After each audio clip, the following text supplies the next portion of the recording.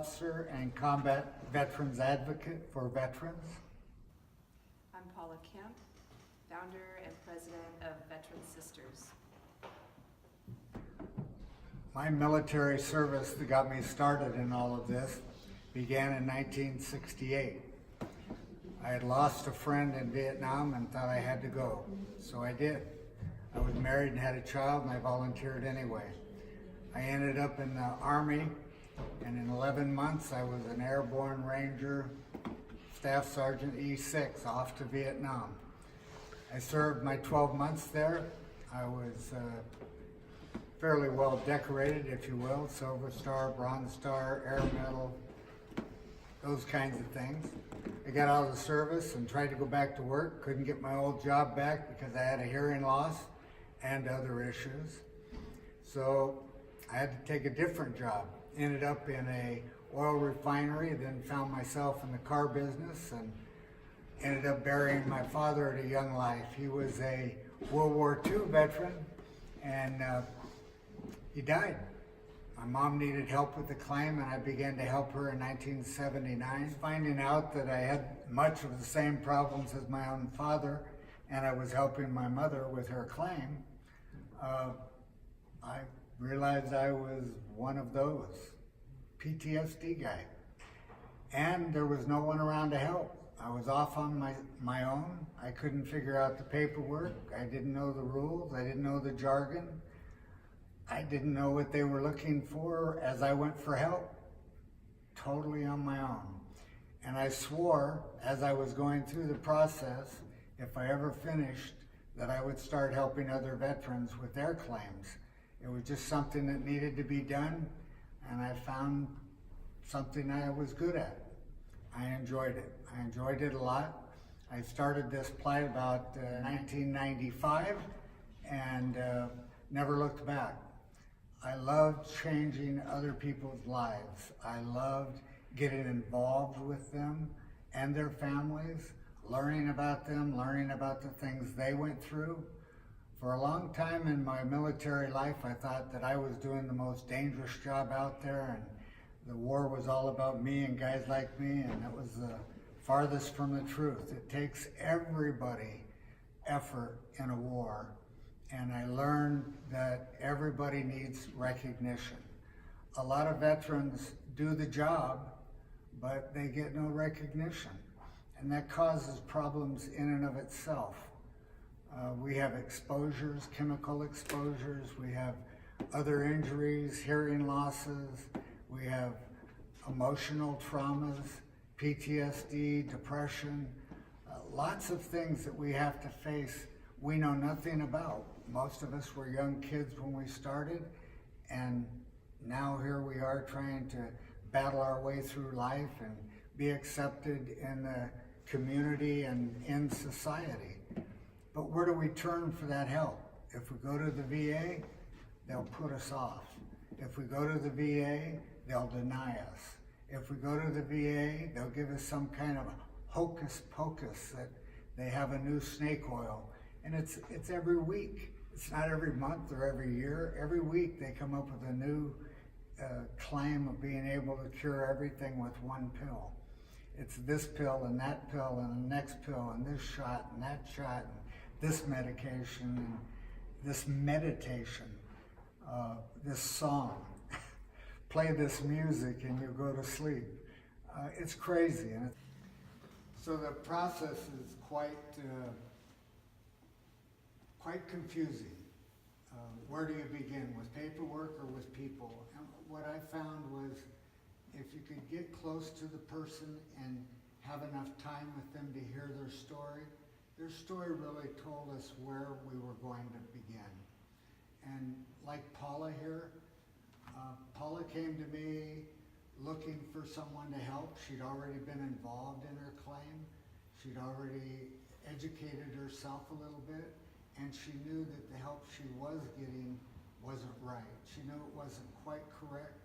She didn't feel right about it, and it reminded me of where I was when I was involved in the claim. And so she was a natural to sit up and take notice with. I had other women that I had helped in the past, and I found that I was the one that was a little short on knowledge. I didn't really know how to address women in the claims process. It was difficult because I'm a man, they're a woman, they have to tell me the inside story that a lot of people don't want to hear. And I was. Thank you, Ronnie.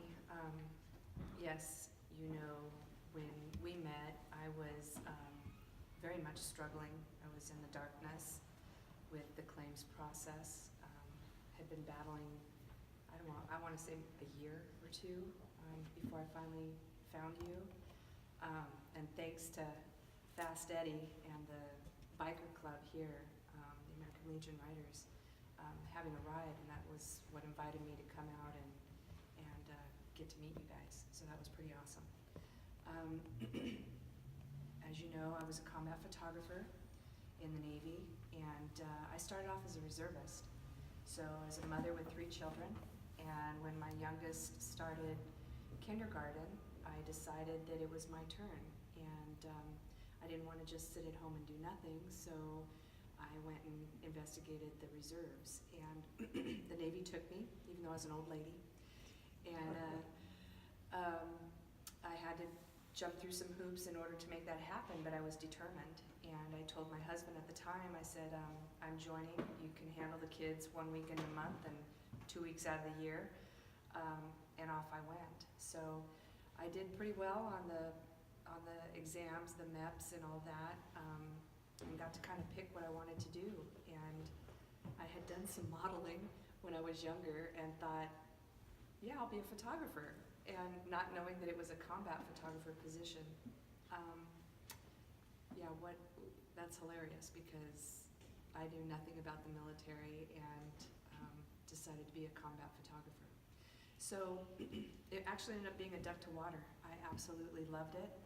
I loved that I got to interact with people, and when I had that camera around my head, around my neck, I was very well trained and very blessed to have a great reserve unit that took me under their wing and taught me not only to be a good photographer, but to be a good sailor. So I just ran with it. I ended up getting in before 9/11, and once 9/11 happened, I was pretty much gone a lot. I would volunteer for anything and everything. I was lucky enough that my kids were old enough by then that I could pick up and go, and I did. And so I went off to combat photography school and other exercises and trainings. I went to the Middle East, and you kind of know my whole story as far as my journey in the Navy. I experienced a few things while I was in the Navy. You know, being a female in a male-dominated system, kind of already knew that, you know, just growing up from childhood on up, you know, there's some challenges just being a female in day-to-day life. But, you know, in the military, I loved just being one of the guys, and I worked very hard at trying to fit in and be one of the guys. So I had a situation happen while I was on one of my trainings, and was raped, and I just pushed it down and didn't let anybody know what had happened. I was alone with the journalist and nobody from my unit, but I was there by myself. So if I would have told any of my brothers in my unit, they would not have allowed me to continue doing the job that I did, and I thoroughly enjoyed. So I never told anybody, plus I was married and I didn't want him to know because he really didn't appreciate what I was doing by being a young mother and out reservist, you know. So anyway, then when I went to the Middle East, that was when a lot of stuff started surfacing. And when I came home, I needed to know what I wanted to claim. Instead, you had conversations with me and asked me, you know, my journey. And so I told you I didn't have a DD-214, you hopped all over that. You know, I told you about the different physical ailments that I was having, and then we talked about my PTSD. And I told you about my experience in the Middle East and the nightmares from that, and I was embarrassed about that. I didn't feel that it was bad enough to be causing all this anger. And there was something that in that conversation, I just remember you saying to me, I want to ask you something, and you asked my permission if we could talk about it, and I already felt so super comfortable talking to you, and you asked me, had I ever had a sexual trauma while I was in the military? And I had never told anybody. And I told you, and I was like, yes. And you had seen it, just from the conversations. And you told me that you had started having other female veterans sent to you or referred to you, and you were starting to become aware of this MST. And we kind of talked about that. And then you asked me if I would be comfortable sitting in with you when you were having these conversations with these other ladies, in hopes that it would make them feel more comfortable. And in the long run, I think it made you feel more comfortable too. Right. So that's kind of what really launched Veteran Sisters, was both of us seeing this awareness for the need for the female camaraderie, the female companionship, or the safety of buddies, of sitting in together. And the need for the services to even be, female to female. There's just an easier conversation to be had on both sides. So just as you experienced with being the male wanting to interact and help the female, there was a challenge there. It didn't flow as easy as if I sit down and I talk to my sister and have the conversation, or if it's a female doctor, female therapist, things like that. Usually, not always, but usually there's a little bit more of a comfort ability there. And the same thing for the guys sitting down with the guys. They're going to be able to chat with the guys much more comfortable and not have to worry about what they say and offend and things like that. So that's really what brought about the awareness for both of us, I think, in creating Veteran Sisters. So in the process, though, you were my mentor. So you, by walking the walk with me, you taught me how to walk the walk with my sisters. And not only my sisters, but I've helped brothers too. So you laid down a foundation without even realizing it, just by being who you are and representing how you wanted to be represented. I do the same thing. I represent the way that you represented me, and you represented me the way that was best for me. So now we both kind of have taken that forward in creating our nonprofits. You, of course, many years in the making. And then I did want to also mention that the importance that you instilled in me from the very beginning of not going at it alone, the importance of having somebody there. You wanted to be there with me every step of the journey. And that was really hard for me to want to inconvenience you, and I didn't want to take you away from others that needed you more than I did. So I thought that, how am I ever going to be able to help my sisters and encourage them to file a claim, especially with MST, when they were raped in the military or sexually assaulted in the military?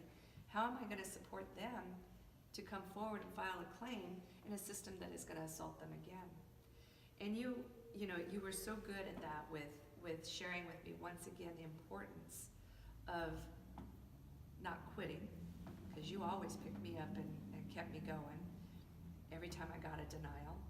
And then with this too, it was, okay, so you learned your lesson, and let's go, let's move forward. We've got to press charges against this. We got to take it, we got to handle it, but you're not alone in handling it. We're going to do it together. And we did, didn't we?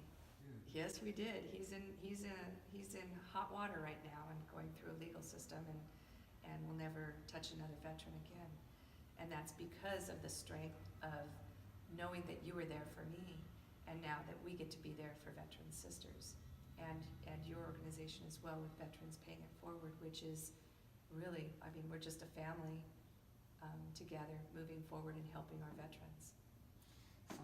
Something that you did going through the entire process was learning, and you always seemed to have the grasp of the situation. To make that one mistake will stick with you for a lifetime, and the mistake is trying to trust, and you can't. You cannot put your guard down in the system. The system is not there necessarily to help a veteran, The system is there just as it's just there. They don't take the time to be careful with the veteran, man or woman. They just do what they want to do, and when you get some crazy guy that wants to touch people instead of help people, then this kind of thing happens.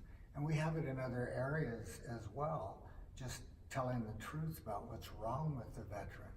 You know, we have guys, men, women, that have their own ideas about what they want to put in writing as opposed to doing the right thing. It's not always because somebody is going to be molested, but it is because that the person needs to do the right thing that's doing the examination. So Paula, when you came to me, you were very much educated. You just knew things weren't quite right. That you weren't getting all the information you should get. You'd already received some negative information back from the VA, and we were a good team together, and that you were giving me information that I was unfamiliar with. You're a woman, I'm a man. There were some things I was somewhat uncomfortable talking about, but you helped me through that, and you helped me see that I needed to adjust myself dealing with women. And Paula, I thank you now and forever for that. As we moved forward, you were always learning and you were always sharing. I used to go to the CMP, comp and pension exams with you. I went to the DRO hearings with you. I even went to your regular medical care. We went to the VA hospital to organize your treatment. And that was a big help for me to step into that with women. Men are a little bit different. You have some different emotional issues, some different kinds of injuries, and women have other more specific injuries that are personal to them, and you were able to work with me through that. I think we came to know together that women need a little different environment. They don't need a man standing over them telling them what to do. They need someone to go along with them and share the experience of what happened and to give that comfort. And I have to say that I learned so much. I realized I'd rather have a helpmate like yourself doing this than me doing it. I can do the paperwork, but when it comes to being emotionally ready to deal with the other gender, I wasn't there. And I really appreciated you stepping forward later and taking on the role of the veteran sister.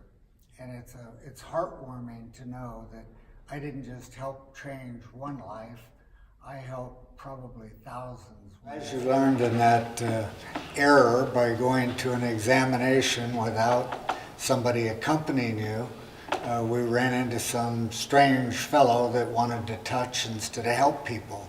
And it's a lesson that all veterans should learn.